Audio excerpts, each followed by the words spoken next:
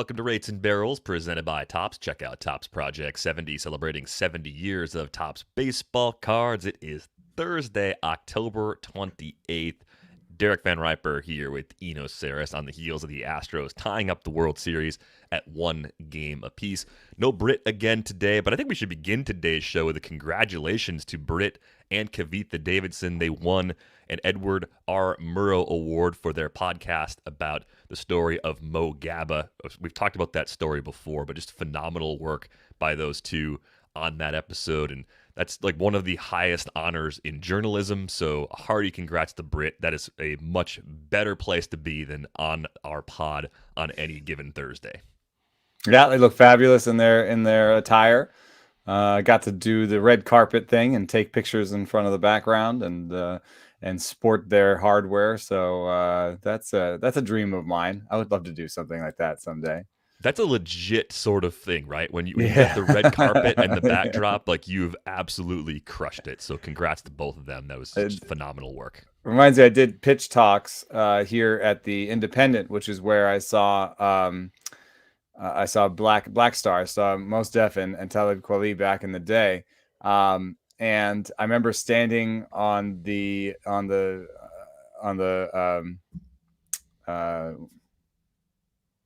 stage.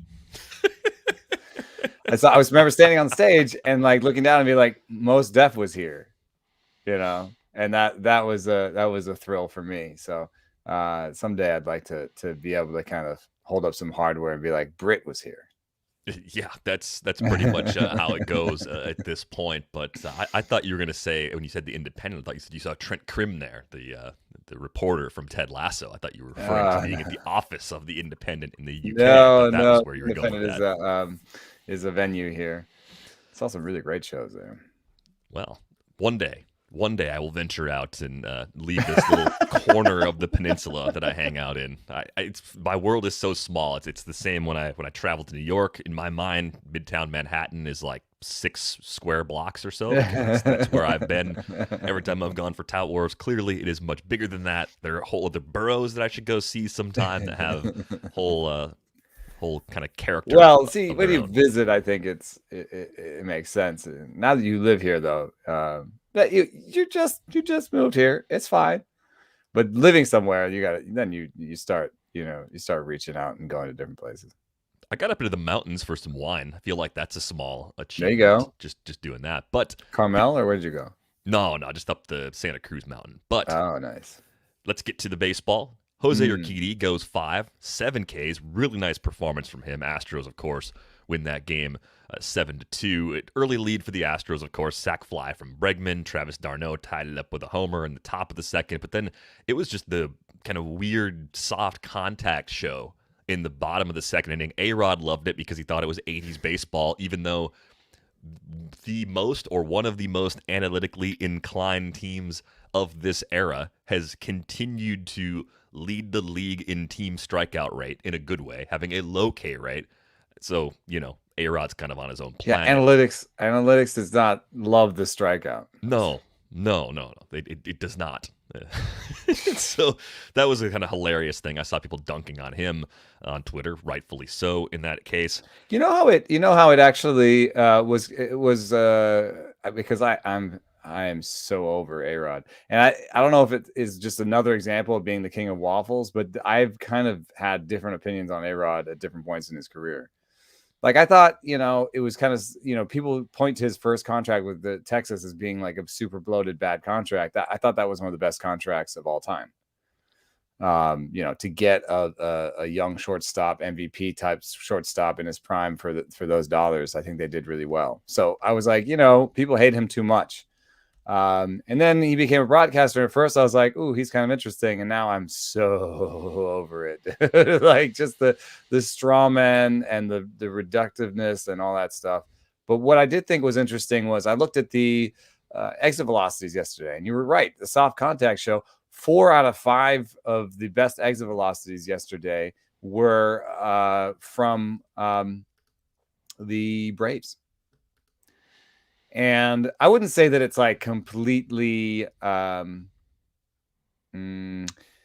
soft contact, because the Astros dominated the next 10 or so. You know what I mean? Like they're like 8 out of the next 10. They hit a lot of balls like 99 miles an hour. That's not like super soft, but like they put the ball in play and they hit it reasonably hard. And they kind of just one of the things they do is they just pepper, like there's so many, like there's none of them are bad. Only Martin Maldonado, and he can still run into one. So, it was just, I would say the word is relentless. Yeah, relentless is a good way to go. I think there's a funny question in the live stream. James, thank you for joining us. I haven't seen you on the stream before. He asked, is this a fantasy baseball show or a general baseball show? Mitch replied with a yes, along with Sam and James. And then everyone kind of proceeded to explain what we do here. And it kind of feels like the way I feel when I talk to my grandpa about my job, where I'm like, well, it's sort of like a little TV show that people get to watch on the internet sometimes, and otherwise it's like a radio show that you can listen to on your phone. You get paid for this? Amazingly, yes, I do, and I have a lot of fun with it. But I will say to James that, like, during the season, and especially leading up to the season, we lean a little bit more fantasy. Mondays and Wednesdays generally lean more fantasy, and then Fridays are more regular baseball.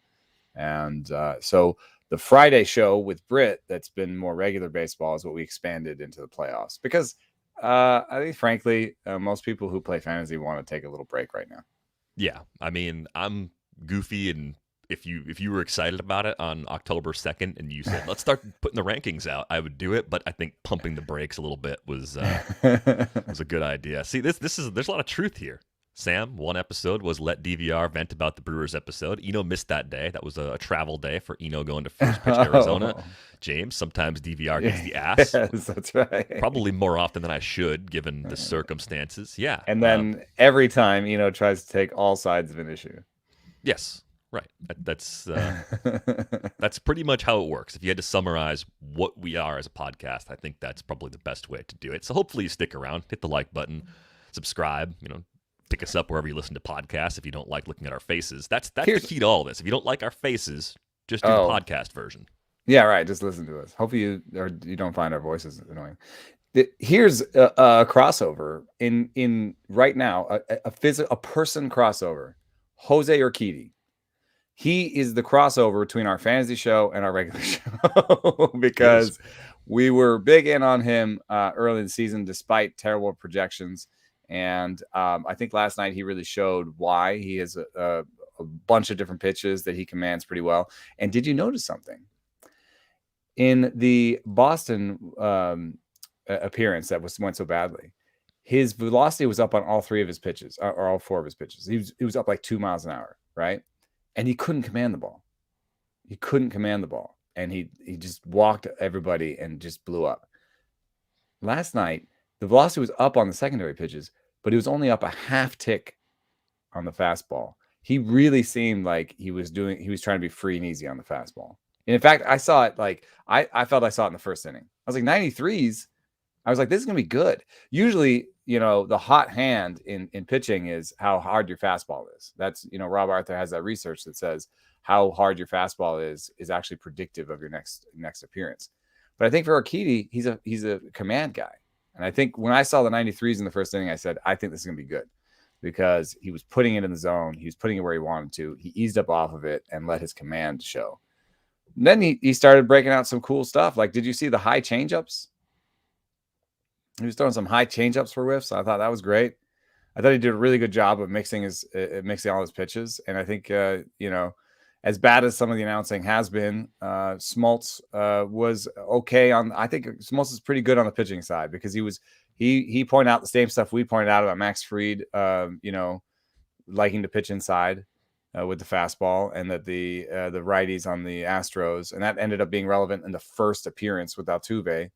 Fried kept trying to go inside, and Altuve finally hit a double off him. And then I think he was pretty good about describing Urquidy, why Urquidy was good, because I think Urquidy was mixing it really well. I thought that he was keeping them off balance by throwing just weird pitches like the high changeups. Yeah, I mean, I think we've wondered before, like, how many wrinkles can you have in your approach and your game plan, and Drew Smyly not really throwing fastballs in that relief outing against the Dodgers. That was a pretty big surprise. And then equally surprising, the home run that Smyly gave up to Jose Altuve was an up and in fastball, a his worst pitch thrown in the worst possible spot to a guy that crushes that ball. Like that's, kind of strange too, but sometimes you miss your spot too. I don't know if he was necessarily trying to go where he went with that pitch.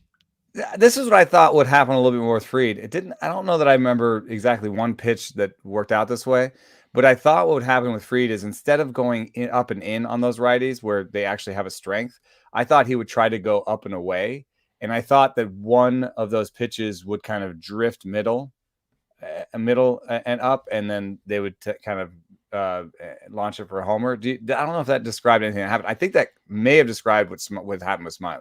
Yeah, I think he was trying to go Smyly up away, and it kind of just drifted in. Yeah, I think I was looking at the heat map for Fried, and I was on my phone, so I didn't screenshot it and put it on my computer to share it with everybody. So I'm sorry about that. But the quadrant we were worried about, that up and in pitch, Max Fried actually avoided that part of the zone, up and into righties. That is, to clarify what we're specifically looking at. He didn't really go there at all. So they knew, they saw that, they had that in mind. They knew where the Astros crushed the ball and tried to avoid that. And I think sometimes you can have the right game plan and just not execute it perfectly. I think a lot of this was getting BABIP'd. It was defense making a few mistakes that also compounded things a little bit. Also, though, we were talking about how they make a lot of contact, which is good, and then not necessarily the 120-mile-an-hour version this time. And I think that actually goes into what Fried's approach was. So I think Fried, he's like, okay, I'm not going to go hard in, but he did go soft in. Like he did throw breaking balls in, right? And I remember, I think in the first inning, Bregman fouling off, a couple of those. I think Altuve fouled off a couple sliders in, and I think they decided, okay, we're getting breaking balls in. We're not going to get the fastball in. And I think to some extent, the hitters were like, if I'm not going to get the fastball in, then I need to slow it down a little bit, maybe try to go the other way, maybe just try to put this ball in play and not necessarily go for the homer. So there may, we might call it BABIP. We might say it's a bit of fortunate or whatever, but it might have also been an actual adjustment by the hitters to saying, okay, we're not going to get this hard fastball in. They're too aware of this. Let's start looking for breaking balls in and slow our speed, our swing a little bit, right? Because if you have a fastball swing on a breaking ball in, it's a foul ball as a righty. Right. I think the exact play that I'm thinking about though is the Jose Siri grounder roller chopper through the right side. Like that to me was the epitome of, okay, this wasn't planned, went the other way, took the pitch, hit it with a little, it was but Albies had that little swinging bunt. This happens throughout a game, but I mean that to me was kind of a key thing, and there was a defensive mistake. No one was covering third base, but Eddie Rosario threw that ball in later, so Siri came around to score. I mean, a couple little things like that kind of stacked on top of other things to make this look a little worse for Max Fried than it really was. Was that a little bit of what we were talking about with the outfield defense in Atlanta coming to bite them a little bit? I mean, Rosario is not known for hitting the cutoff man, or you know what I mean? Like you could maybe blame it on someone not covering third, but also Rosario kind of airmailing it. Right. Throwing a ball where there isn't a person. Right. That's definitely part of it too. What else stood out to you? I mean, Urquidy's high changeups, that's definitely a nice wrinkle. Was there anything else you saw that you're like, oh, hey, I didn't really expect that to be part of the game plan? Well, I mean, in a good way for the Braves. I think Kyle Wright coming in and showing decent command, even at 94 miles an hour, and showing basically kind of a revamped curveball. His curveball had less horizontal break. It was a little bit more vertical and a little bit harder, almost 2 miles an hour harder than usual. So I think that shows off some of the work he's been doing in the minor leagues. I think he was a little bit more, he was a different kind of pitcher before. So this sort of fastball curveball where it's a little bit more vertical curveball, it's not like something that it's maybe not a big deal, but it could become a good deal, right? Like they kind of need someone, right? And someone's got to step forward. And if it's not because Charlie Morton's missing. So maybe he's the guy. Maybe it's only 2 or 3 innings, but maybe he's the guy that they call it a bullpen game, and it's him and Minter, and maybe they actually get through 5, giving up 1 or something. That could put them back in the series, you know. Yeah, so I mean, I think the big focus of today's show is we've got 3 games coming up starting Friday. We don't have a show tomorrow, so we're sort of previewing the entire weekend. And there's so much unknown because of the Charlie Morton injury. For what it's worth, it was Tucker Davidson that Atlanta decided to put on the roster in Morton's place. I think I named the other 3 options. Davidson was the obvious 4th, so it's always going to be the extra player that you don't I'm a name. little surprised it wasn't Strider. Do you think they just wanted to have a lefty? I mean, they have a ton of lefties. There's like 6 or 7 lefties on this playoff roster. I thought it was going to be Tukey because of the experience. I thought they were going to go with the more proven guy and say, "Oh, Plus we're going to work righty 2 or with a 3 innings at a curveball. time." Yeah, like, and he showed some flashes in the second half. So rather than put Strider out there in a situation where you just don't know exactly what you're getting, yeah, you get the benefit of a guy that the Astros might not have as good of a scouting report on. I thought Tukey was going to be that choice. So yeah, another lefty. Definitely not something I expected, but the only pitching matchup that's clear at this point for the weekend is the Friday matchup. It's going to be Ian Anderson going up against Luis Garcia, so we can start there. That, to me, kind of an even matchup. We've had that pretty much for each of the first 3 games. Where I think this series could go completely sideways for Atlanta is in the event that Ian Anderson goes short in Game 3. That's the nightmare scenario because the bullpen fatigue will start to compound over the course of the weekend, right? I mean, that's the nightmare scenario. The same is probably true for Houston, given the current state of their rotation, but I still think when we look at Greinke and Javier, who get to pitch in Game 2 and should be pretty rested even by the time we get to 3, I would imagine they're probably trying to save them for 4 or 5 if they can, but those 2 guys still give me quite a bit more confidence than the worst of the worst Atlanta relievers by comparison. It's only a slight difference, but it's a difference nonetheless. There was some research just put out by Russell Carlton at Baseball Perspectives, otherwise known as Pizza Cutter, that pointed out that fatigue, like that pitches thrown, just raw pitches thrown, that over time pitchers get worse within a season. It's kind of one of those like no duh, but it also is kind of meaningful for even a short series like this, where if they get used, it's not, even if you give them rest, they're getting worse. And I think that there's 2 things going on there. It's fatigue and exposure, people seeing them more, and then also just being fatigued. So, I think that I think you're right. If Ian Anderson goes short, that's a problem. As much as Tukey's command is shaky, like Tucker Davidson has a really bad fastball and doesn't really command it. So I think all of the choices were flawed. That's why I just thought Spencer Strider would be someone that no one had ever seen. But, I don't think the Astros have seen Tucker Davidson either. So maybe Tucker Davidson comes out and throws 80% breaking balls and surprises everyone. That's definitely something that like Smiley did once, The Smiley twist. Yeah. So there's still more coming. I actually picked the Braves tonight. Luis Garcia has those home away stuff splits that we can't explain. And so I just think that he might not be as good as he was before. And Ian Anderson's going to be pitching on his home crowd. I don't know. I think that I'm going to take the Braves tonight. So I'm fairly confident you don't have them winning 3 in a row tomorrow. Tomorrow night, yeah. Friday. So you don't have Atlanta winning all 3 home games. I know they're 5-0 in the postseason at home so far this year. Well, I mean, once you move past Ian Anderson, even if you're down 2-1 as the Astros, you're like, okay, now who you got? Right. Mm-hmm. You either got I don't even think Max Fried on short rest is a Saturday option, maybe a Sunday option. Max Fried pitched Wednesday, Thursday, Friday, Saturday. He would be 3 days rest on Sunday. I mean, would you do it only in an elimination scenario? If you're down 3-1, do you throw him there just to get him out there again? Yeah. I mean, if you're down 3-1, you got to win.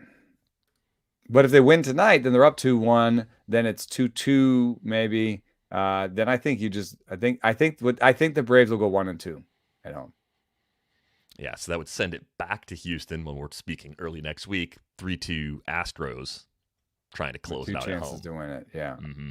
But then Fried might start game 6, and if he makes an adjustment, it could easily come down to 7 with our man Urquidy back on the mound. Yeah, I would Yeah. imagine Houston doesn't want to bring Urquidy back early the same way Atlanta doesn't want to bring Fried back, and maybe they have their scenario in which they would do it, but I'm not expecting Who to are the see those guys problems? pitch. Who are the problems with either? I'm pretending like the Astros have all these pitchers and the Braves have none. But if it's Anderson versus Garcia, then the next one would be Fromber Fromber, I versus a guess, bullpen game. how comfortable are you throwing him on short rest right now, Oh though? my God! So the next game would be bullpen versus bullpen. Yeah, yeah, that's what Game 4 is shaping up to be. And then on Well, at see, least in that scenario in 5, you'd have a fully rested I love Fromber my trying to man go at it Greinke, again. James. I'm all over that. I think Greinke comes in and shoves. You think that? Okay, why do you think that? Because listen, I'm a numbers guy. I have no reason to believe this. I'm just in the tank for Zach Greinke, man. I think he's a Hall of Famer. Okay, I mean that's fine. I say give him the start, let him prepare himself, and then he's going to come out there and do some weird ass game plan. He's going to throw EFI. You know he would. You know he would. Do you not want to see an EFIS in the World Series? Do you not want to see a pitcher get a hit in the World Series? Then I mean, I'd you love to are see those also things. rooting for Zach Greinke. So long as pitchers have to wield a bat, I would love to see Zach Greinke get a hit So in I'm the World saying Series. Greinke Javier, they win that game. So you think they go draw Greinke 2-2. Javier in 4, burn those guys then, and they'd have Odorizzi as the support option behind Fromber in Game 5. If Fromber were to go short again, they could do the same thing and just try and use Odorizzi to kind of chew through it. And I think they win Fromber. Yeah. Okay. So we're pretty clear on this now. If either of these teams has issues with their starter in Game 3, the whole weekend takes a nasty turn just because For of the way both. days off Yeah. work and because I mean, of the way they're both those hanging on by a pens are string. constructed. Yeah. Charlie Morton's leg thing is brutal, but Lance McCullers, it's not as brutal because it doesn't you don't see it happen in real time. But Lance McCullers grabbing a forearm, right when they needed him. I mean, how different would it be if they had Lance McCullers in Game 4? You're just like, oh, okay. Definitely giving that one to the Astros. Yeah. No, that, I mean, for sure would change things a lot. Yeah, I like that. Yeah, Michael on the live stream, Greinke will be looking at the radar display to see how slow he can get. I mean, he probably would want to have the record for slowest pitch thrown in the World Series on record, at least slowest in the StatCast He era. loves records like that. I think he would totally do it. And he'd be like Jamie Moyer, whatever. Slowest. How about slowest of all time? We got to turn on the Jason Stark bat signal again because I don't know who has the record for the slowest pitch thrown in a World Series game at this time. I feel like Jason would either know or would have the resources to quickly find out, even more quickly than we could figure that out. Anything else about the weekend matchups that is compelling to you? I mean, thinking about Yordan Alvarez playing defense and Tucker in center, Brantley in right, that definitely, to me, that levels the playing field with the outfield defense quite a bit. Whereas with the DH, Houston's defense in the outfield is a lot better. Without it, not so much. Yeah, we'll get a little bit more. I mean, listen, the one thing that I will admit is that the first 2 games weren't that great. And we asked when this started, will this be more like the ALCS or more like the NLCS? And we're getting the ALCS. We're getting, I mean, I don't know if it's routes with a capital R, but we're getting non-competitive games really where they're mostly decided by the 4th inning. And we don't have that intrigue of, do we take Yordan Alvarez out now for, we're going to get, I hope we get more of that. And I wonder if some of it has to do with the AL versus the NL, which is a loaded thing to say before we might lose the last real distinction between the AL and the NL going forward. But, I do wonder if we'll get tighter games and we'll get more interesting decisions where they're like, oh, man, we're up by 2. Do we take Yordan out for defense? What if they tie it back up again and we wish we had Alvarez still in there? So hopefully we get some more NLCS in the National League parks, and we get some tighter games where we get some interesting decisions. Because so far it's been mostly if your starting pitcher was the better one that night, you won. That's a little bit old school, Yeah, that's okay too. I mean, we've had they're some not getting guys deep into go games. past the fourth inning. Yeah. Right. Yeah, the benchmarks are a lot different than they used to be, but that's the way the game used to be played. A few other questions popping up on the stream. One was about the Manning cast. Monday Night Football has been doing a thing with Eli and Peyton Manning. I think it's on ESPN2 or ESPN Plus or something. I forget where they put it, but it's not the main broadcast. But it's Eli and Peyton, and they bring on guests and dunk on each other and do what they do because people are, I guess, probably sick of the same. Who's the running back they had on? I haven't watched the Manning cast. I haven't tuned into it. Who's the Skittles running back? Marshawn Lynch. They had Marshawn Lynch on, and I wasn't watching it, but the clips were showing up on Twitter, and they were hilarious. Yeah, he was just cussing left and right on TV. I mean, that's a better way to present the game, or a more engaging way to present the game at the very So least. The question who, what would the Manning cast look like for baseball? Yeah, that was the question that was bouncing around Twitter. Brett Phillips is the on-field reporter. Phillips's golden doodle has some hazel energy about him or her. But energy is the key word. I mean, that's why you want Brett Phillips as the sideline reporter. So Brett Phillips is our sideline reporter. Who are the two veterans? Votto. Well, see, if Greinke wasn't in it, I mean, I dream someday of a book where it's me, Votto, and Greinke. I mean, I just think that'd be amazing. I think once they were out of the game, they would just have so many funny stories and thoughts about baseball. But well, if you think about all the things that you like about various broadcasters, right? I mean, I think a lot of people like the way Vin Scully could tell stories. The amazing thing was that he could do it by himself for several hours, day after day after day, and keep it interesting. Or Bob Uecker and the anecdotes that he provides on a broadcast on a given day, right? You like the personality like that. I think most people do. We need more of that. Joseph Cobb, Bryce Harper, and Hunter Strickland.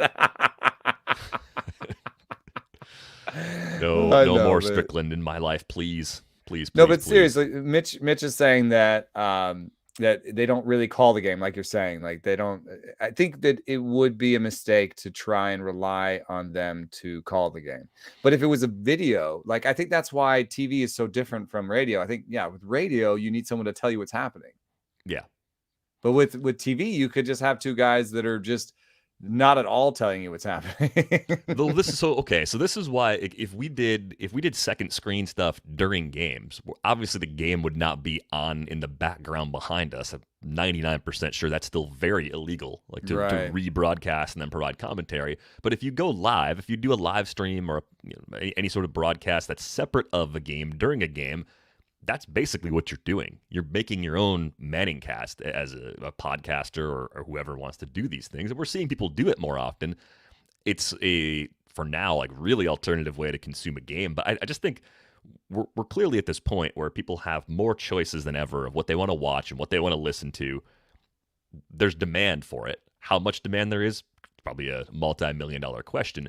For baseball, did the two people you put in the booth together have to be related? I mean, with the Mannings, yeah, they're brothers, but even if they were just guys that were rivals forever and they weren't related, maybe the concept would still be really good. So that's why I think the Votto Greinke combo could work really well. If they got to be brothers, then maybe the Seagers, Corey and Kyle Seager, could be an interesting one. Or the Molinas, actually get more Molinas that way. Right? We do have Andrew Perpetua saying we need a catcher. Yep, might be interesting to get the Molinas in there. Yeah.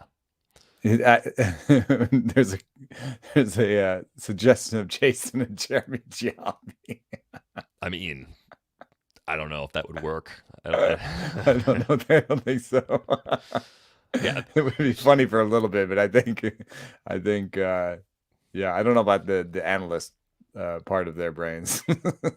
Yeah, the Molina cast. I mean, I think that actually could be one of the best combos if the requirement is that the people in the booth need to be related. If it could be father-son, would a Griffey cast be any good? Oh, ooh, I like it. I I like can't that one. remember the last time I I saw Senior around or heard him anywhere. Like you see Junior from time to time on stuff, but It's true. Bakers. the Bakers, that could The work. Bakers. Actually, that could be really good too. Mitch House of Sandy Alderson and his son. Zing. How much do you like dead air? Like, how much do you just like the sound of the ambient noise of the game? No, Because I feel like you get a lot of that. I know, I know you're making a joke, but I do think that's the weirdest toggle on this, right? Because if you're calling the game, a lot of times you're quiet because you're letting the fan noise come in, right? Mm-hmm. But if we were to do something like this, where we are talking about the game, I don't think there's like um, so much analysis. I think there would be times where you'd want to be quiet. Well, I don't know. On TV, that plays so weird though. And It's different on the and then radio. it's even weirder if it's not the actual TV and someone's listening to a stream next to the, you know what I mean? That's like Right. outside of the TV. Yeah. Have you ever You'd made be a like, is it meal while the frozen TV was or on? Oh, my Roku froze. I can't. yeah. So some people need the noise. Some people need a little more kind of pushed in there. You could get the Bonzes in there. You could do all sorts of stuff. The Boone cast. You get a Canseco cast, as Sam suggests. I mean, the possibilities are endless. I think they kind of accidentally. I forgot about Ozzy Canseco. I forgot about him. I was Yeah, like, Canseco has a brother. And I was like, oh yeah, Canseco has a brother. you could do the Ripken cast. Oh, the Ripken cast would be good, I think. I mean, they are used to TV. They do a good analysis. Like, they'd be pretty good. Yeah, the Ripken cast. That would be like a normal thing. That would be almost like that would almost be most like the Manning thing, I think. Ripken cast or Boone cast, since Boone did TV before becoming the Yankees manager. I think they'd have a little bit of a head start relative to some of the other people you put in there who haven't done TV before, who might not be as natural at it. It's funny to me because you can. I don't know if you watch NFL games, people watching on the stream, many of you probably do, some of you don't, but like Tony Romo, for his lack of experience as a broadcaster, I feel like brings something. And maybe you're tired of him already. I understand if you are. That's why I thought like Vado Granke. I think Vado, Yeah. like, he doesn't have experience as broadcaster, but he'd be hilarious. But I'd be willing, in seeing what he's done in interviews and hearing those interviews, I'd be pretty confident that he would show up and do a good job. Like you can get a little bit of a feel for it. It's still something of a guessing game, but I'd be pretty confident that Votto would do really well just on live TV. Yeah, and I just think that Votto and Granke would be in particular funny because their sense of humors are very different and strange-ish. Like, Votto does have a bit of a troll sense of humor. And then Granke is like Mr. Dry. Like, he's so dry that he's like one of those ones where you just like, did he mean that? Like, he called himself a genius the other day, and I was like, I think he's serious and also not. That's the kind of humor he has. Simultaneously, both. Yeah. Yeah.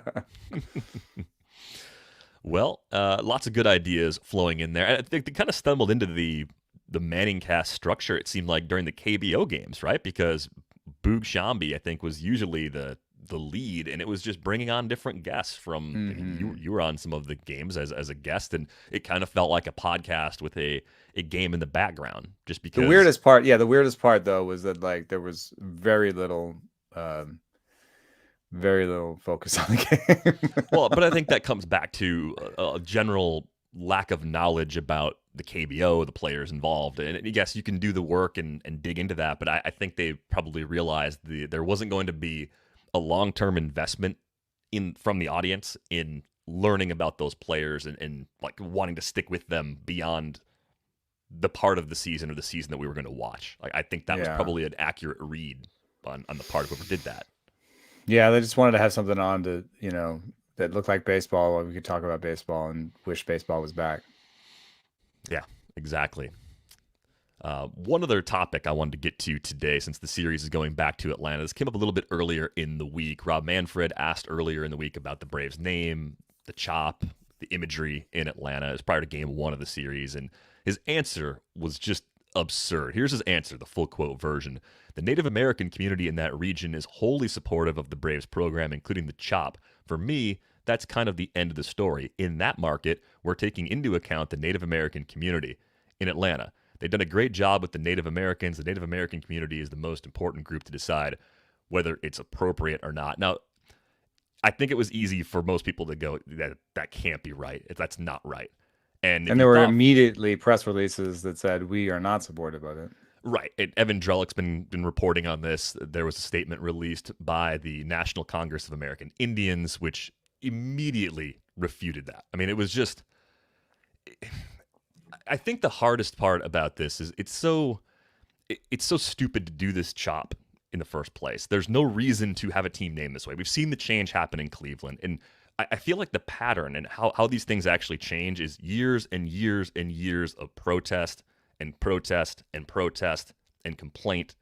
It just takes like an exhausting amount of energy before teams finally change. Like we saw it, the Washington football team going through the change right now. Cleveland, they're the Guardians now.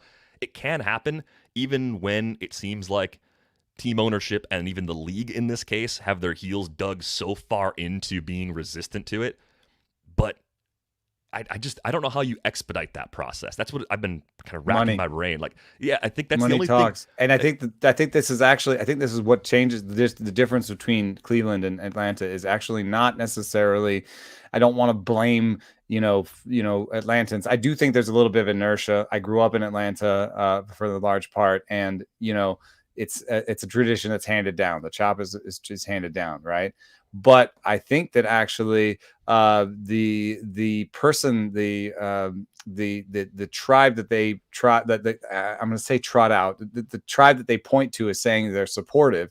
This is really complicated. They're a financial partner of the Braves and of Major League Baseball. They're the kind of tribe that's behind Harrah's, and so there's gambling money involved. So right, so now there's a bunch of money involved. You have like an actual and everyone's saying there's no conflict of interest here. Are you kidding me? Are you kidding me? Of course it's a conflict of interest. Of course you want the Braves to be happy if you're getting money from them. If they're funneling money towards your casino or whatever. It's like, what are you talking about? So I think that I think Sam Chess is also right. Merchandise, I think it is money. But if the Atlantans are going to keep buying it and don't really see a problem with it, then they will keep supplying that money, and so then you have to make it uncomfortable for them on a national level, which is why those comments from Manfred I think are so upsetting, because he's like, no, it's just a local issue. No, it's not. This is now like, what are you talking about? It's a local issue. Now this is going to be broadcast on national TV. It's going to be broadcast internationally. This is the biggest stage for your sport, and you're going to have people like my children asking, what is this? What is this chop? What is going on here? They are literally asking me, who should we root for? And I have to explain to them the issues on both teams. Right. And to be like, well, okay, well, the Astros did this thing with sign stealing. And they're like, what are signs? And I'm like, okay. This is going to be like a 2-hour explanation. Like the game is in the 5th inning by the time you explain. Basically, all of game one was spent describing what signs are and what sign stealing is and what the chop is and how that fits into. But, to their credit, they've been taught enough about Native American culture in their schools that they were like, oh, yeah, that's a little weird. I think it'd be weird if we just appropriated something that one group did and just made a joke out of it and just made a thing out of it. Yeah. Money is the one thing that the league ownership truly cares about. So until it costs them money to not do something about this, it's going to continue. That's about how long into the future this goes. And obviously, Mitch in the live stream, always strange to me that Kansas City Chiefs are always excluded from these conversations. Yeah, I mean, it will eventually get there. It's strange that the Braves have been. I think why are there these two teams that Washington had to change its name, Cleveland had to change its name, and calls for these changes go back almost 2 decades at least. This isn't some new push. This isn't some thing that has sprung up in the last 3 years that has led to all this. This has been going on for decades. So it just gives you an idea of how long it takes for these changes to take place. I mean, the NCAI was calling on Atlanta to follow the example set by the Cleveland Guardians, and they're calling on Major League Baseball and Fox to not show the chop when it's performed during games. I don't think that's going to happen. Like I think that would be an elegant fix. That would be kind of, because it would broadcast the sort of the shame. It would say, we're not going to show this because, like, for example, when someone runs out onto the field, you know what I mean? Yeah, right. They don't show it. Yeah, 30 years ago they did, but now they don't. We don't want more of this. Right. So we're not going to show it.